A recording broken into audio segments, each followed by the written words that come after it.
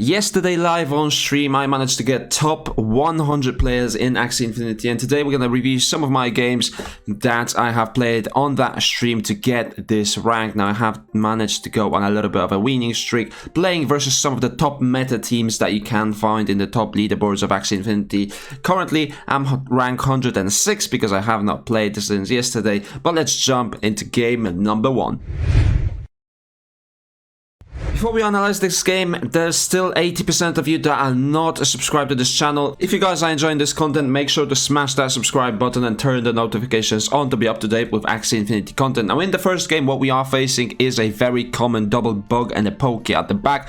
I have done a couple of videos about this. If you are building this team, what you need to do is get a sandal at the front lane, because if you face other double bugs, you will need that sandal to counter them. And at the back, what you need is a 3 high damage card combo, including the Pocky, and you want a 0 cost, whether that's a balloon or a hero, preferably the balloon, so that you can keep your speed at 55, and you have the fear as utility as well. My team is a double plant and a bird with Toothless Raid, and I know what you're gonna ask, why Toothless Raid rather than the Dark Swoop? Now Dark Swoop does target the fastest enemy, and this one targets the furthest enemy, and there has been a meta around playing mechs at the back, so if I can kill the mech round 2, round 3 using my Toothless Raid, that's much better than targeting like an Aqua in the mid, so that's the reason for it.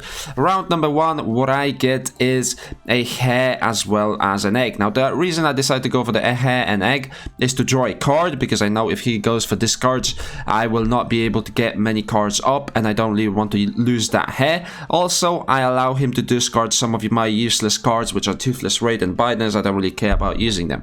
He didn't use any discards. I also go for the eggshell first round, because his bugs are not gonna deal any extra damage to me, and the sandal is going to be enough to put him in a last stand. Now, what I decided to do is go for the serious sandal. I was expecting him to play a couple of cards right now. He didn't do it. I managed to steal 1 energy, but that was not a worthy trade. Now, he's sitting on 6 energy, and trust me, that is a lot. Going for the risky together with the double Pocky is gonna deal a lot of damage. You can see 213 and 180 from the Pocky, and then the balloon is enough to finish me off. And another pincer and Pocky, and you can see we are sitting on close energy. I've got 5, he's got 4, but he definitely has the advantage right now. Now I go for the Toothless Raid, Eggshell and Blackmail, and you can see that I'm gonna leave him on 1 health, which is... No, actually I kill him, never mind, that's not the game I was thinking about. So 3 cards is enough to kill this Aqua, even though he puts up 30 shield. And now the Fish Snack, Pincer and Scarab. Scarab obviously very good, because he blocks the healing for 2 rounds, and I have a zigzag mid lane plant, and I can't heal up. Now he one-shots me, I one-shot his Aqua, he one-shots my plant, and we go into the next round. He has 2 energy, I have 2 energy. I decide to skip. It's a little bit risky, but I'm like, well, there's not much that I can do with just 2 energy, so I'm gonna give up this round. He goes for double Scarab, leaving me on just 87 health. I go for the hare to draw an extra card, then the Blackmail, and I'm expecting him to play a Fish Snack, so I go for the Toothless Raid to get my shield up, and another Blackmail, so that I can clear the stun using the Toothless Raid and then go for maximum damage. So you can see I cleared the stun with the Toothless Raid, and then the Blackmail going for the 158. Now he goes for Pocky and then a Fish Snack, leaving me on 38 health. I was really happy to see that, because I know that I can kill him. Going for the hare, and the Blackmail is gonna be enough to take the win in game number 1. Game number 2, what we are facing is a pretty standard build right now. Well, not standard, but very easy to get, very cheap build. A plant at the front with Cattail, a serious cactus and a pumpkin at 61 health, and then the Aqua in the middle actually doesn't have full speed, which is a little bit weird to see. He does have just 52 speed, as he does have the ears from the plant, and he has a chomp. Now what's important to see is that he has a bird with Dark Swoop, so he can kill my bird because he's always going first, and he can use that eggshell to sacrifice the bird and then play 1v1 with this Aqua. So in round 1 I decide to skip. He plays a pumpkin, not really sure why he decides to do that. In round number 2 I decide to go for a little bit of a greedy combo, going for the eggshell and the Blackmail, almost killing this bird, and then they go for a serious Cattail, serious being enough to finish that bird off. So kind of lucky that he didn't kill my bird before I killed his. I only needed just 3 cards to kill him. He was sitting on a double dark swoop. Definitely not enough to kill me right there. Going for the hair, beach, and a double sandal. He's sitting on 6 energy, and I think he knows he lost this game already. There's people in the top ranks that will give up the games very, very quickly if they know they can't win this. I go for the beach, double cactus, and a cactus and a sandal.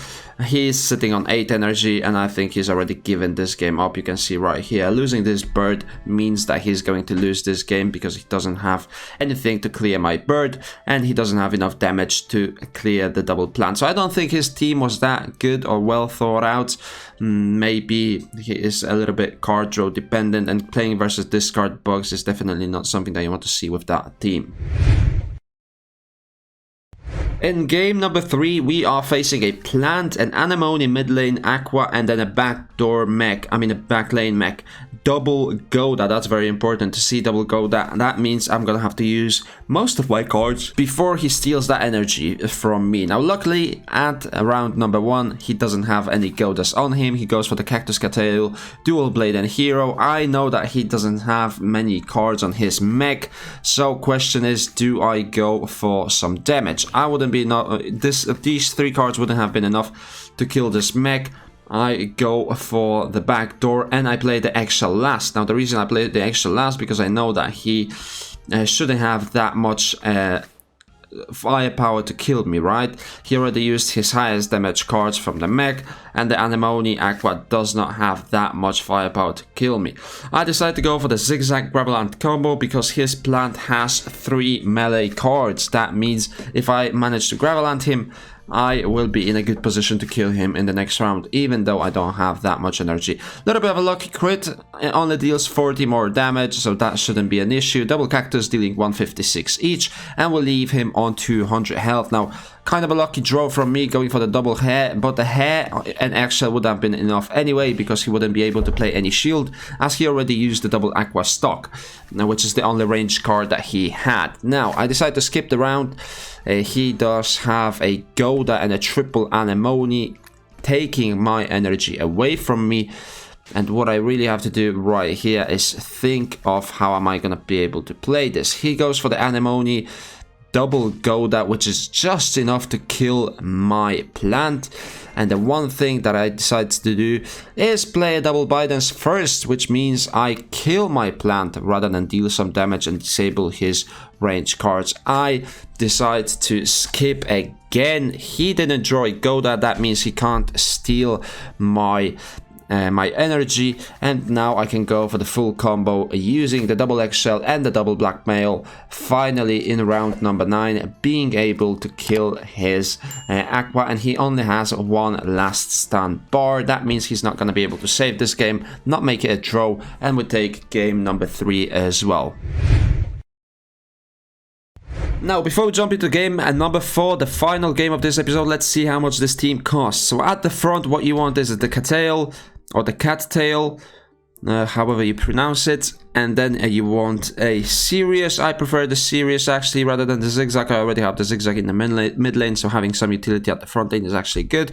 Then I go for the beach and the sandal. The reason I go for the sandal is a very high damage, high shield cards that also counters the double bug setup that you can see quite often right now. Now the Axie Freak extension is not working right now, but what you want to go for is 59 health. So let's type that right here, 59 health, and let's filter for those, and you can see that the price jumps to $600, and that might be too much for some of you. So what you can do is just go for the cactus, and that's also gonna allow you to keep 31 speed but still have a cactus. The reason I don't go for a cactus is because having 2 cactuses in one team is a little bit counterproductive. So beach is the best card that you can go for. Now in the mid lane, what you want is a 59 health again, but instead of the sandal and instead of the cattail, you go for Graveland and you go for the zigzag and the Bidens on the back as well. So let's take away the beach. Let's take away the serious,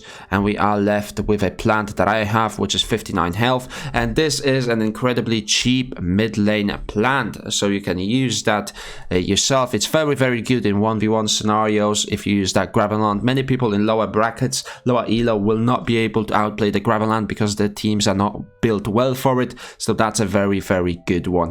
Now the last thing that we want is a toothless raid bird with the hair, eggshell, as well as a black male. So that's what we are looking for. 57 speed is the speed that we are looking at, which is right here, the minimum speed being 57, and you can see it costs $700 and there's only 14 of them available. They are very rare and the price is quite high, so the only thing that you can do is go for Dark Swoop, or you can go for a Shrimp Aqua. That's the only two things that you can do. You can also go for a Toothless Raid Mech.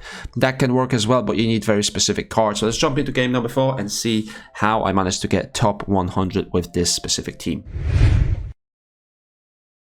In game number 4, we are facing the most basic team in Axie Infinity, which is the plant, mech, and a bird. Everyone knows this team. This team is built for scholars. It's built for people that are at the beginner level. So very simple plant at the front. You have the Aqua stock, so you can fight versus double Aqua teams. You got the Cactus, Sirius, Cattail, and then the bird at the back is actually really good with the hair, Egg Bomb, Peace Treaty, and Balloon Pop. Now, I'm not really too sure about the Egg Bomb being on its own, rather than having Black Bale as well, so I'm not sure if that's the best combo, but I like the Peace Treaty, having the mouthpiece that does quite a lot of damage. And then the mech at the mid lane is very standard as well. The double nut hero Acro for the shield and the speed up, so you can outplay your opponents if you run into a mirror matchup and they don't have a Acro to speed themselves up.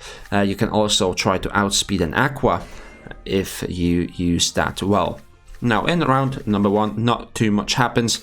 I go for the Cattail Sirius combo, and in round number 2, again, I have a Sirius Cattail combo, but he never plays his beast cards, which is really surprising to me, as he did have a lot of those cards set up. He could go for the double nut, double hero. He knows I don't have a pumpkin, so he could use all of these, and I would have gotten myself a card show. But well played from my opponent. He did play it very patiently. I decided to go for the double hair eggshell, trying to take the focus away from my plant. He does the same thing. He goes for an eggshell, but the thing is, I kill his bird and he doesn't kill my plant. He does get a card draw from the double hero. I go for the beach as well, getting the raised damage. He only goes for one Cattail, and that doesn't do well for him, as I did target his back lane bird. I go for the blackmail. Not sure this was the best play, targeting his front lane plant. The reason behind this play is that I knew he was sitting on a double Sirius, as he never used it in the first 3 rounds, and he also lost a bird. That means him drawing the double Sirius was more of a possibility right now. So I wanted to get rid of all of my energy using the blackmail, go for the maximum damage, try to heal up as well. See, I think going for double Sirius in round number 4 is a big risk, and I don't think it was worth for him. I think he should have just went for a double nut rather than the double Sirius, and he would have gotten rid of my plant quite easily, and he could have won this game potentially. Now I go for the double zigzag and a cactus, almost getting rid of his plant, and he knows that if my plant actually got bugged and is stuck here. He knows that if I'm able to clear this plant, there's no way he can win with this mech, because my bird is simply countering him, and I'm gonna be able to take that one down. He goes for the acro double nut. Now, if he didn't waste that double Sirius, he would have been able to kill me right here using another nut and possibly a hero or a quadruple nut if he didn't go for the double Sirius. I go for the Graveland, disabling 3 of his 4 cards. You can see right here. That's the reason why you need a Goda on the mouth or a hair tail, because you need some range cards. Going for the Graveland again, I'm going to be able to disable him, and he's not going to be able to kill me with just the double nut because I go for the eggshell, and you can see that's not enough damage to kill my bird. Go for the Graveland, a zigzag cactus combo, and that's going to be enough to take this game down. So if you guys enjoyed this road to top 100 that we started in August, then make sure you give this video a thumbs up, subscribe to my YouTube channel. I'm really glad that we managed to do it live on stream on my 20,000 subscriber special yesterday on Saturday, and finally this road is completed. But the best road begins now. I'm gonna try and push for the top 10, maybe even top 1 if I'm lucky and good enough. The gap between me and top 1 is currently about 300 MMR, so I'm gonna try my best to get as high as I can. But this is gonna be it for this episode. If you guys enjoyed it, make sure to give this video a thumbs up. Subscribe to my YouTube channel for daily Axie Infinity content, and I'll see you in the next one.